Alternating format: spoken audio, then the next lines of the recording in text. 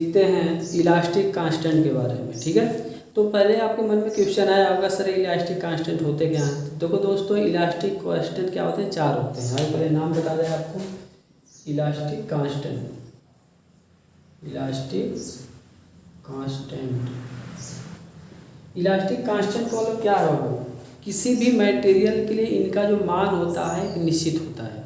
किसी भी मटेरियल के लिए जो इलास्टिक कांस्टेंट होते हैं उनके मान क्या होते हैं, निश्चित होते हैं, है ना।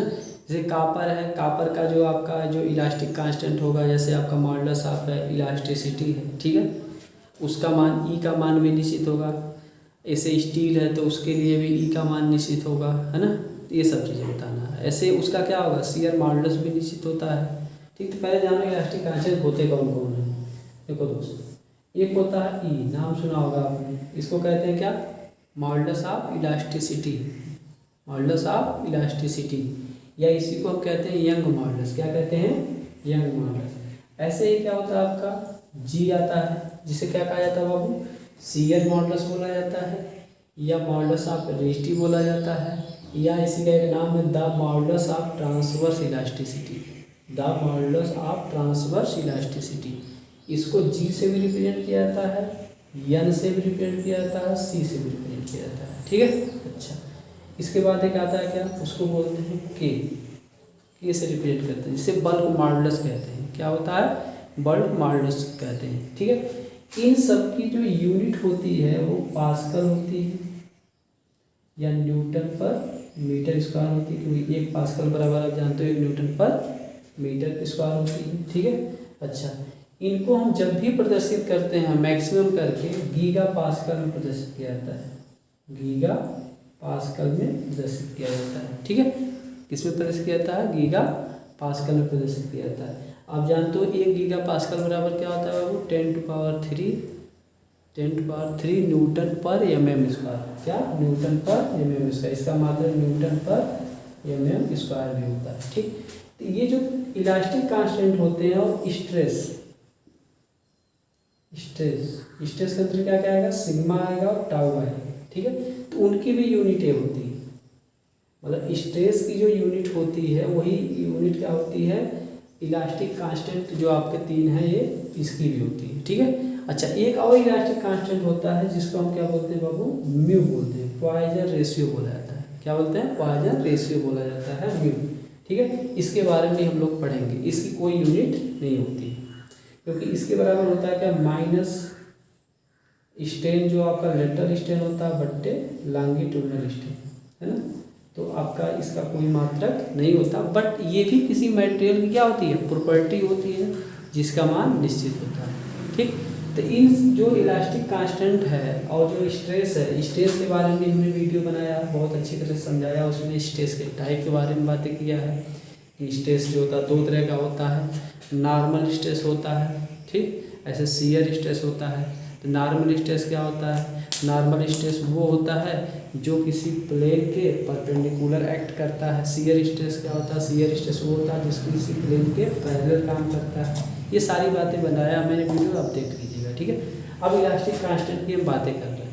तो इलास्टिक कांस्टेंट में मैंने क्या किया है, मॉडुलस ऑफ इलास्टिसिटी, ये ई के बारे में मैंने एक वीडियो बनाया है आपको। ठीक है, आप जाएंगे प्ले लिस्ट में आपका होगा, देख सकते हैं। आज हम बात कर रहे हैं किसकी, आज हम बात करेंगे शियर मॉडुलस की, जिसे हिंदी में कर्तन मापांक कहते हैं, या मॉडुलस ऑफ रेस्टी की बात करेंगे, या the modulus of transverse elasticity की बात करेंगे, जिसे हम क्या करते हैं बाबू, जी से या एन से या सी से प्रदर्शित करते हैं। क्या करते हैं, प्रदर्शित करते हैं। तो आइए हम देखते हैं इसके बारे में, सीखते है क्या। ठीक, इसे मिटाएं, ये बात सब समझ गए। क्या कंपटीशन में पूछता है बाबू, स्ट्रेस का मात्रक, ई का मात्रक, जी का मात्रक, के का मात्रक, सबका मात्रक एक ही होता है। इन सबका डायमेंशन फार्मूला भी एक ही होगा। इनका सबका डायमेंशन फार्मूला क्या बनेगा, आइए इसको भी लिख देते हैं। इन सबका डायमेंशन फार्मूला बनेगा m l-1 t-2। ये आपका इसका डायमेंशन फार्मूला बनेगा इन तीनों का, ई का भी, जी का भी, एन का, के का और स्ट्रेस का। इनका डायमेंशन फार्मूला क्या बनेगा, m l-1 t-2। ये बातें याद रहेंगी। ठीक है, इससे हम मिटाते हैं, फिर हम बात करते हैं कि शियर मॉडुलस क्या होता है। ठीक, तो आप समझ गए होंगे कि शियर मॉडुलस क्या होता है। ये इलास्टिक कांस्टेंट है जो प्रत्येक मटेरियल के लिए इसकी वैल्यू क्या होगी, अलग अलग होगी। तो आइए हम इसकी डिफिनेशन देते हैं कैसे, ठीक है। अब तो हम जानते हैं हुक्स लॉ के अनुसार, हुक्स लॉ के अनुसार क्या जानते हैं बाबू, विद इन इलास्टिक लिमिट। यहाँ देखो, यहाँ पे हमने देखो स्ट्रेस को इधर दर्शाया, इधर स्ट्रेन को दर्शाया, ठीक। तो अब यहाँ पे जो स्ट्रेन की बातें किया जाएगा, क्योंकि हम शियर मॉडुलस हम निकाल रहे हैं, ठीक है। तो यहाँ पे हमारा जो कर्तन विकृत होगी, शियर स्ट्रेन बोला जाएगा, इसको क्या बोलेंगे बाबू, शियर स्ट्रेन, ठीक है। ये आपका कौन सा स्ट्रेस इस पर दर्शाया है, शियर स्ट्रेस दर्शाया है, क्या, शियर स्ट्रेस दर्शाया है, स्ट्रेस नहीं बल्कि शियर स्ट्रेस दर्शाएंगे यहाँ पे, ठीक है। बात समझ में आ रही है।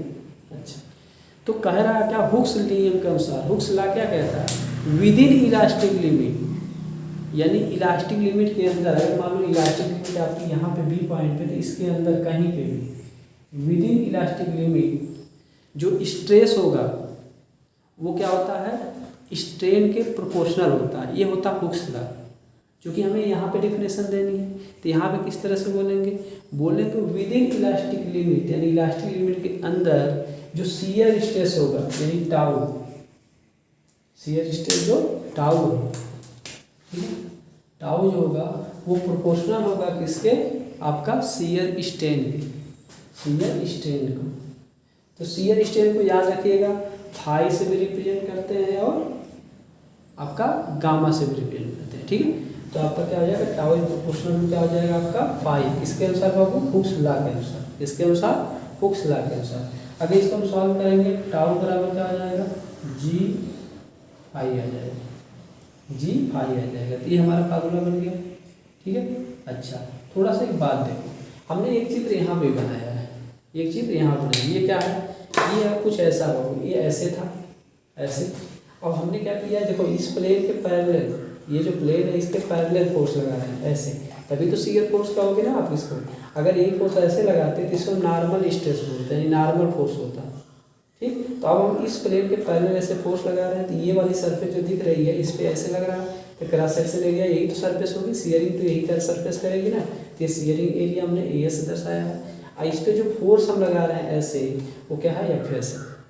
तो जब ऐसे फोर्स अगर मैं ऐसे लगाऊं तो ये ऐसे ना हो सकता, ये स्लाइड ऐसे कर जाए, और जो ऐसे था आपका वो ऐसे होगा, नीचे फिक्स है, तो ये आपका ऐसे ही बनेगा, ठीक है। तो अब अगर हम यहाँ पे स्ट्रेस, इस सरफेस पर अगर हम स्ट्रेस की बात करें, टाउ, उसकी वैल्यू क्या होगी, तो आप कहोगे सर टाउ बराबर यहाँ होगा आपका F S upon A S, मतलब शियरिंग फोर्स बट्टे शियरिंग एरिया, ठीक। तो कभी कभी लोग इसी को लिख देते हैं क्या, एफ बट्टे ए, तो इसका मतलब होता है शियरिंग फोर्स बट्टे शियरिंग एरिया, ठीक है।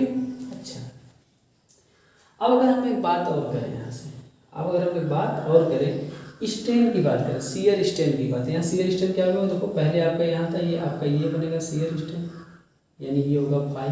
तो अगर शियर स्ट्रेन आप फाई अगर निकालना चाहते हो, वहाँ से शियर स्ट्रेन फाई निकालना चाहते हो, तो शियर स्ट्रेन फाई क्या बनेगा आपका, यहाँ से देखो पहले आपका ऐसे था, यहाँ से ये यहाँ तक हो गया। स्ट्रेन बराबर होता क्या, चेंज इन डायमेंशन बट्टे original dimension, change in dimension बट्टे ओरिजिनल डायमेंशन। तो आप यहाँ ध्यान से देखो, अगर ये ऐसे बनेगा चित्र, ऐसे, ठीक है, ये फाई आ गया। तो अगर हम यहाँ से tan फाई निकालें, tan फाई निकालें, तो tan फाई बराबर क्या होगा, ये आपका यक्स मैंने माना है, ये मान लो आपका क्या हो, यल। तो tan फाई लंब बट्टे आधार, लंब कितना है यक्स, बट्टे आधार कितना बनेगा, यल।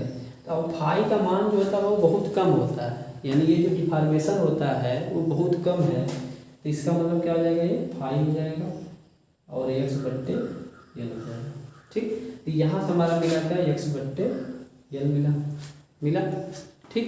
अब इन सारी वैल्यूज को अगर मैं यहाँ पर रख दूँ, इसका मान मैं रख दूँगा एफ बट्टे ए बराबर जी, फाई का मान रख दूँ एक्स अपान यल।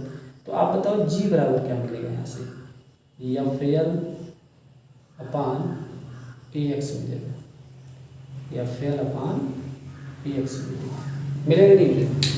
तो आप ध्यान से देखो, आप यहाँ पे जी बराबर एफ एल अपान एक्स मिल गया, तो ये फार्मूला आपको क्या हो गया, यहाँ से ये मिल गया, ठीक, शियर मॉडुलस का। ये फार्मूला अगर हम यहाँ से चाहें तो इसको हल करें तो जी बराबर मिल सकता है टाउ अपान फाई,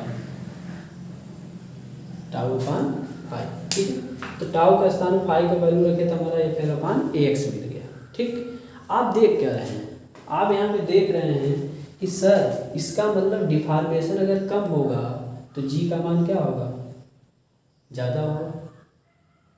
तो डिफॉर्मेशन कम कब होगा, अगर फोर्स वही अप्लाई किया जाए डिफरेंट मटेरियल पे। मान लीजिए दो मटेरियल यहाँ पे हैं, मैंने ये दिखाया, यहाँ पे ये है, एक ये है और एक ये है। अगर मान लीजिए इस पर भी हमने 10 न्यूटन का बल लगाया, ठीक है, ये आपका मान ऐसे हो जाता है, और 10 न्यूटन का मैंने इस पर लगाया, ये आपका कुछ नहीं हो रहा। तो इसका मतलब क्या है, इनके मटेरियल में कुछ ना कुछ चेंजिंग है, मटेरियल क्या है, अलग है। तो वो किस चीज़ को शो करेगा, वो जी करेगा, वो जी करेगा। या मान लीजिए आपके पास क्या बोलते हैं, कोई मतलब केक है, ठीक है, तो जब आप ऐसे फोर्स लगाते हो, ऐसे कोई चीज़ काट रहे हो, ऐसे फोर्स लगाते हो, लगा रहे हो, तो क्या होता है, कोई चीज़ देखते हो आप आसानी से कट जाती है। जैसे मान लो आपका लौकी होता है, ऐसे आप फोर्स लगाओगे तो आप आसानी से कट जाएगी। ठीक, ऐसे कटहल हो तो वो आसानी से नहीं कटेगी। ठीक है, तो क्या हो रहा है, ये किसका रीजन है, ये रीजन है उसके जी का, क्योंकि जी क्या है, मटेरियल की प्रॉपर्टी है, और शियर मॉडुलस उसका मान क्या होगा, निश्चित होगा। प्रत्येक मटेरियल के लिए उसका मान क्या होगा बाबू, अलग अलग होगा। ठीक, अच्छा, ये बात आपको समझ में आ गई होगी शायद। ठीक है, तो इसकी हमने यूनिट की बात आपसे कर लिया था पहले। ठीक, इसकी यूनिट क्या होती है, पास्कल होती है, या न्यूटन पर मीटर स्क्वायर होती है, या न्यूटन पर mm स्क्वायर होती है। इसको मैक्सिमम करके जी को हम क्या करते हैं, गीगा पास्कल में रिप्रेजेंट करते हैं, ये बताया मैंने, गीगा पास्कल में इसको क्या करते हैं, रिप्रेजेंट करते हैं। ठीक है, तो आओ हम कुछ सीखते हैं, क्या बोलते हैं, कुछ मटेरियल जो होते हैं कि जिसके जी का मान आपका अलग अलग होता है, उसको देखते हैं कितना होता है। जैसे अगर मैं बात करूं किसकी बाबू, स्टील की। चलो यहाँ पे लिखते हैं स्टील का अगर मान बात करूं तो इसका आपका जो वैल्यू होती है जी की, स्टील की जी की जो वैल्यू होती है कितना होती है, 80 GPa होती है। या कुछ बुक में लिखा रहता है क्या, 75 GPa से 80 GPa, असल में है ना। ऐसे ही डायमंड लेते हैं, डायमंड की जो जी की वैल्यू होती है बाबू, वो कितनी होती है, मैं लिख दे रहा हूँ 478 GPa। ठीक, अब मैं कहूँ कि स्टील है और डायमंड है, मान लीजिए ये स्टील का बनाया हुआ है, ठीक है, ये आपका डायमंड का मान लिया है नहीं ऐसा, ठीक है, डायमंड का ये है, ये स्टील का है। ठीक है, अब बताइए आप, अगर मैं इस पर भी अगर समान फोर्स लगाऊँ, मतलब अगर मान लीजिए इस पर भी मैं क्या करता हूँ, 50 किलो न्यूटन का फोर्स लगा के ऐसे काटने का प्रयास कर रहा हूँ, तो इस पर भी हम वही 50 न्यूटन, कौन आसानी से कट जाएगा बताओ, कटना है कौन आसानी से कटेगा, अगर मान लो दोनों कट जाते हैं तो कौन आसानी से कटेगा, स्टील वाला कटेगा, और डायमंड वाला को काटने में क्या होगा, प्रॉब्लम होगा। ठीक है, आप देखिए क्यों, आप देखिए यहाँ पे जी का मान अगर हम स्टील का देखें, जी का मान अगर हम स्टील का देखें बाबू, और हम जी का मान क्या करें, डायमंड का देखें, तो जो डायमंड का जी का मान है आप देख रहे हो क्या अधिक है, जो डायमंड जी का मान है वो क्या है, अधिक है। इसकी वजह से क्या है, वो क्या है, जो इंटरनल रेजिस्टिव जो आपका स्ट्रेस है उसका कम है।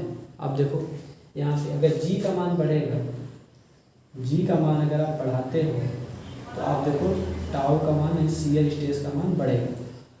यानी मटेरियल अगर क्या बोलते हैं, जो प्रॉपर्टी है, यानी मटेरियल क्या है, जो सॉलिड मटेरियल है, ठीक है, उसके जी की वैल्यू अगर आप बढ़ाते हो तो आप देख रहे हो इसके अंदर जो इंटरनल रेजिस्टिव जो फोर्स है, यानी जो स्ट्रेस है, उसकी वैल्यू, जो क्षमता उसकी है वो क्या है, सहने की क्षमता क्या अधिक है।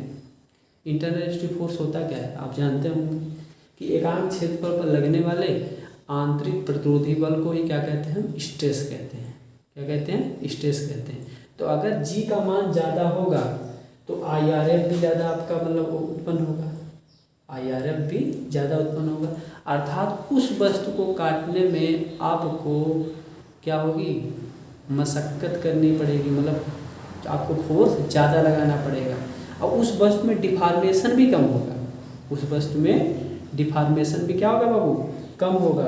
यानी फोर्स अगर आप उसमें मतलब लगा रहे हो तो उसमें डिफॉर्मेशन क्या होगा, कम होगा। यानी उसको डिफॉर्म कराने के लिए, डिफॉर्मेशन प्रोड्यूस करने के लिए आपको अधिक फोर्स की आवश्यकता होगी, आपको अधिक फोर्स की ज़रूरत होगी। क्योंकि उसको IRF का मान उसका ज़्यादा होगा, यानी वो विरोध ज़्यादा करेगा। इंटरनल रेजिस्टिव फोर्स ज़्यादा उत्पन्न होगा ना, तो विरोध ज़्यादा करेगा। इस बात को समझ में आ रही है। जैसे मैंने अभी बताया था, मान लो ये स्टील है, इसका मान देखो 80 GPa है, और ये आपका क्या था, आपका डायमंड था, इसका मान देखो 478 GPa था। अब दोनों पे समान फोर्स लगाओ, या मान लो दोनों को काटना है, तो इस पर अगर 50 न्यूटन बल लगाते हो तो मान लो ऐसे काटने लग जाएगा, या इस पर आप ऐसे आपका ऐसे हो जाएगा। लेकिन अगर ये डायमंड है तो उतना ही फोर्स लगाओगे, तो इस पर कोई नहीं, उससे ज़्यादा फोर्स लगाओगे तब इसमें डिफॉर्मेशन होगा। ये तो बात समझ में आ गई होगी शायद, है ना। तो ये बात आपको समझ में आ गई होगी, ठीक। तो ये याद रखिएगा कि अगर जी का मान लार्ज होगा, जी का मान अधिक होगा, तो ये दिखाता है कि जो सॉलिड है वो क्या है, हाईली रिजिड है। जो सॉलिड होगा वो हाईली रिजिड होगा, अर्थात अगर उसमें हम डिफॉर्मेशन उत्पन्न करना चाहते हैं तो हमें जो फोर्स होगा, अधिक फोर्स की रिक्वायर्ड होगी, अधिक फोर्स लगाना पड़ेगा। क्यों? क्योंकि वो क्या करेगा, रजिस्ट ज़्यादा करेगा, ठीक। ये बात समझ में। अच्छा, अगर जी का मान बताओ वो कम हो, जी का मान क्या हो, कम, जी का मान हमने क्या किया, कम किया, तो आप देखो यहाँ पे टाउ का मान भी क्या होगा, कम होगा, टाउ का मान भी कम होगा। तो जब टाउ, इसका मतलब क्या हुआ कि अब क्या है, रजिस्ट आपका कम करेगा, तो डिफॉर्मेशन क्या है, आसानी से हो जाएगा। डिफॉर्मेशन क्या हो जाएगा, आसानी से हो जाएगा। बात मेरी समझ में आ रही है, हाँ। इसलिए लिखा गया स्मॉल, अगर मतलब जी का मान वैल्यू है, तो ये जो सॉलिड है उसमें क्या होगा, डिफॉर्मेशन आसानी से हो जाएगा, अर्थात वो मटेरियल क्या होगा, वो सॉलिड कैसा होगा आपका, वो सॉलिड आपका सॉफ्ट होगा या फ्लेक्सिबल, या क्या होगा, फ्लेक्सिबल होगा। बात मेरी समझ में। जैसे आपको इसमें दिखाया था मैंने, इसी अच्छा आसानी से हो जा रहा था डिफॉर्मेशन, तो डिफॉर्मेशन आसानी से होने मतलब समझ में आया, हाँ। अच्छा, तो क्योंकि आपका इंटरनल रेजिस्टिव फोर्स भी उसमें कम उत्पन्न होगा, ठीक। ऐसे ही अगर बताओ जी का मान 0 हो जाए, जी का मान 0 हो जाए, तो ये कंडीशन किसके लिए हो सकती है, जो रजिस्ट ही ना करे। तो ये किसके लिए आपको होगी, ये आपका जी का मान जो 0 हो जाएगा, वो होगा किसके लिए, फ्लूइड के लिए। किसके लिए होगा, फ्लूइड के लिए। उसमें शियर मॉडुलस क्या होगा, 0 होगा। फ्लूइड के लिए याद रखना, फ्लूइड के लिए जो जो जी होता है, शियर मॉडुलस होता है, उसकी वैल्यू क्या होती है, 0 होती है। इसलिए देखो फ्लूइड पे कोई थोड़ा सा भी फोर्स लगता है तो उसकी सरफेस क्या हो जाती है, आपकी डिफॉर्म हो जाती है। फ्लूइड में थोड़ा सा भी फोर्स लगाओ तो उसकी सरफेस क्या हो जाएगी, डिफॉर्म हो जाती है। बात मेरी समझ में आ रही है। अलग बात है कि हमने आपको पढ़ाया है कि हाइड्रोलिक्स में पढ़ाया है कि फ्लूइड और सॉलिड में डिफरेंस वहाँ पे पढ़ाया है, फ्लूइड और सॉलिड में डिफरेंस पढ़ाया है। मैंने वहाँ बताया है फ्लूइड के लिए आपका न्यूटन्स लॉ ऑफ विस्कोसिटी लगाया जाता है, यानी आपका क्या होता है, Newton's law of viscosity, tau equal होता है mu D U upon D Y, या mu D phi upon D T, ये होता है। लेकिन सॉलिड के लिए आपका हुक्स लॉ लगता है, चूँकि हम पढ़ा रहे हैं सो इसलिए आपको हम यहाँ पे बात करेंगे हुक्स लॉ का, ठीक है। यानी जो विद इन इलास्टिसिटी जो होता है, स्ट्रेस जो होता है, स्ट्रेन में क्या होता है, प्रोपोर्शनल होता है, ठीक। ये बात समझ में आ रही है। अच्छा, अब हम क्या करते हैं, कुछ मटेरियल है जिसके जी के मान को समझते हैं, इसको मिटा रहे हैं, ठीक। ये समझ गया होंगे। तो हम बहुत देखो, जैसे हमने स्टील के जी का मान लिखा 80 GPa, इसका मान क्या होगा, एक कांस्टेंट वैल्यू होगी, ये क्या होगी, कांस्टेंट वैल्यू होगी। अच्छा, ऐसे डायमंड का मान मैंने बताया 478 GPa है, तो इसका मतलब क्या होगा, इसका भी मान कांस्टेंट होगा। सिर्फ ये याद रखना है कि अगर जी का मान बढ़ रहा है तो उसमें अगर हम डिफॉर्मेशन उत्पन्न करना चाहते हैं तो हमें फोर्स अधिक रिक्वायर्ड की ज़रूरत है, यानी और अधिक फोर्स लगाना पड़ेगा उसके डिफॉर्मेशन के लिए, ठीक है। अगर जी का मान कम है किसी सॉलिड में तो इसका मतलब क्या है, उसको डिफॉर्म करने के लिए हमें कम फोर्स की ज़रूरत पड़ेगी, कम फोर्स की ज़रूरत पड़ेगी। तो जी के मान को देख के हम बता सकते हैं कि कौन मटेरियल ज़्यादा रिजिड है, कौन मटेरियल कम रिजिड। जैसे डायमंड और स्टील की सिर्फ हमने कंपेरिजन किया, तो यहाँ पे डायमंड क्या है, स्टील के कंपेरिजन में ज़्यादा रिजिड है। ऐसे ही हम अगर रबड़ दें, क्या है रबड़ हो गई, रबड़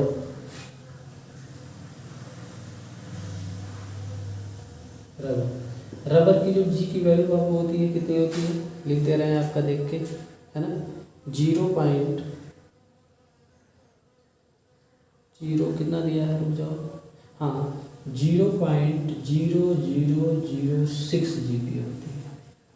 अब देखो इसकी वैल्यू बहुत कम है, तो इसको अगर रबड़ कहीं पे है तो उसे थोड़ा सा फोर्स लगाओगे क्या हो जाएगा, डिफॉर्म हो जाता है, होता है नहीं होता। ऐसे ही आपका क्या नाम है कि पॉलीथीन है, पॉलीथीन का कितना होता है, पॉलीथीन होती है उसका कितना होता है, उसकी वैल्यू होती है बाबू 0.117 GB के बराबर होती है। तो आप क्या समझे, आप ये समझे सर शियर मॉडुलस का मान इसका मतलब निश्चित होता है, और जो डिफॉर्मेशन होता है बॉडी में उस पर भी डिपेंड करता है। ठीक, आप दोस्त एक चैप्टर पढ़ते हो टॉर्सन, उसमें एक इक्वेशन होता है T/J इक्वल टू G टाउ/R इक्वल टू G θ/L। अगर मैं इसको देखूँगा T/J बराबर G θ/L, जो आपका यहाँ पे केस बनेगा, ये कौन सा केस होगा बताओ, कौन सा क्राइटेरिया है, ये रिजिड क्राइटेरिया, इसको मिलाते हो तो इसको स्ट्रेन क्राइटेरिया बोलते हैं, इसको साथ लेते हो तो इसे रिजिड क्राइटेरिया बोलते हैं, रिजिडिटी क्राइटेरिया। ठीक है, तो इसे अगर देखो आप यहाँ से, तो इसको अगर हल करो तो आप देखो GJ बराबर आएगा TL/θ। अब ये GJ है क्या, GJ है क्या, इसको हम टॉर्सनल रिजिडिटी बोलते हैं, GJ क्या बोलते हैं बाबू, टॉर्सनल रिजिडिटी बोलते हैं। ठीक, टॉर्सनल रिजिडिटी बोलते हैं। तो मतलब ये कोई शाफ्ट है या मेरा हाथ है ये, ठीक है, इसको हम ऐसे अगर ऐसे करते हैं, ऐसे हो जा रहा है, तो इसका मतलब क्या है, इसकी जो टॉर्सनल रिजिडिटी क्या है, कम है। अगर मैं ऐसे है मेरा हाथ, इस पर फोर्स ये है, मान लो ये है, ऐसे हम ऐसे कर रहे हैं, ये घूम नहीं रहा है, तो शाफ्ट में क्या है, अगर घूम रहेगा तो पावर को ट्रांसमिट करेगा, इसकी यही काबिलियत है ना, जब यहाँ पे पावर लगेगी तभी तो पावर को ट्रांसमिट करेगा।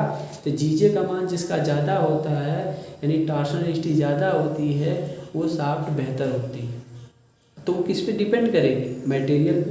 अब मान लीजिए एक शाफ्ट है जो स्टील की बनाई गई है, एक शाफ्ट है क्या, मान लो सपोर्ट है, मैं बता रहा हूँ आपका रबड़ का बनाई गई, तो बताओ रबड़ वाली तुरंत ही से घूम जाएगी, तो इसका मतलब क्या है, वो पावर को ट्रांसमिट कर पाएगी, नहीं कर पाएगी, यानी जिस पर्पज के लिए बनाई गई है वो उस पर्पज में क्या हो गई, फेलोर हो गई। तो जी का मान यानी मटेरियल का आपका बहुत बड़ा प्रभाव पड़ता है। ठीक है, ये बात समझ में आ गई होगी शायद। ठीक, ऐसे ही मान लीजिए ये आपका है सपोर्टेड, ये है, अब इस पर हम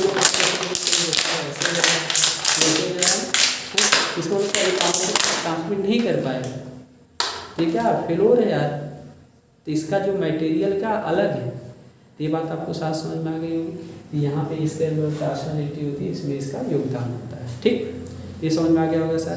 तो आपको समझ में क्या आया, ये समझ में आया होगा सर, इसका मतलब शियर जो मॉडुलस होता है या मॉडुलस ऑफ रिजिडिटी होती है या मॉडुलस ऑफ ट्रांसफर रिजिडिटी होती है, उसका मान क्या होता है, कांस्टेंट होता है, इसलिए इसको इलास्टिक कांस्टेंट भी कहा जाता है। ठीक है, ठीक, आज के लिए इतना ही, फिर मिलते हैं अगली वीडियो में। एक चीज़ और जान लो थोड़ा सा, जो कोई पूछे कंक्रीट का जी का मान कितना होगा, जी वाले होंगे उनको एक चीज़ याद रखनी चाहिए, उसका जी का मान कितना होगा, वो आपका होता है 21 GB। क्या होता है दोस्त, 21 GB, ये याद रखना। ठीक है, ऐसे ग्लास का कितना होता है, 26.2 GB।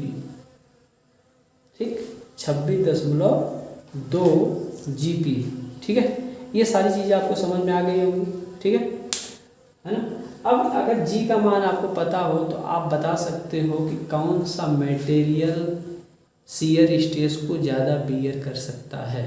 ठीक, तो आज के लिए इतना ही। आपसे एक रिक्वेस्ट है दोस्त, आप लोग क्या किया करिए, जो वीडियो में बनाता हूँ मेरे मोटिवेशन के लिए इसे लाइक कर दिया करिए, शेयर कर दिया करिए, है ना, और कमेंट भी कर दिया करिए। अगर अच्छा लगा तो कमेंट कर दिया करिए और सब्सक्राइब भी करवा दीजिए, है ना, जिससे मैं मतलब क्या होता है और भी वीडियो बनाऊँ। ठीक है, आज के लिए इतना ही।